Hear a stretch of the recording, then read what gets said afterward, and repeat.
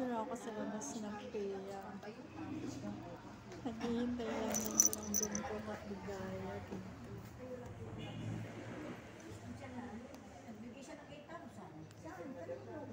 Kasi nagdadasal pa sila sa loob.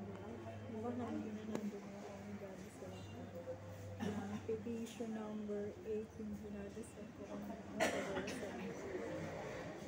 Yan, nandito na ako. Pero marami na kasi panghali na ano na. One thing na ngayon. Kaya ganito. Pwede na rin. Nandito lang. Nainitan nga ako eh. Hanggang ano yung petition 20? Ano pa lang yung petition number 12 na yata. Yun nandoon. Kasi umalis ako, nag-firma ako ng application form ko. Buti nakaabot pa ako meron. Pero tinext ako kanina ng assistant ko. Sabi sa akin, nag-sign up na ako ng application ko kasi ipapasa na nga yun.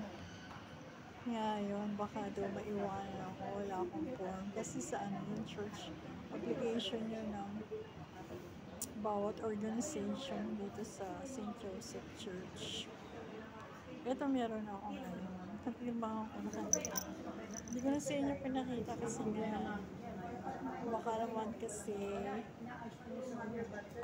hindi ko matapos agad yun. Kasi nagmamadali na ako. Thank you po. Thank you po. Good luck po. Ayun sila.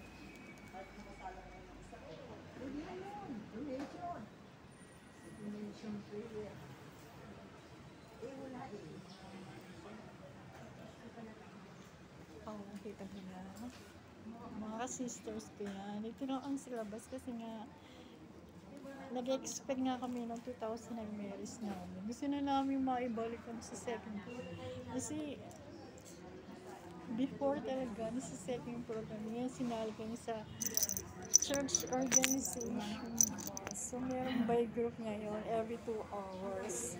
Pagkatapos ng kanilang petition, iba namang petition ulit ang susunod. Saka iba rin organizational group ang papalitan.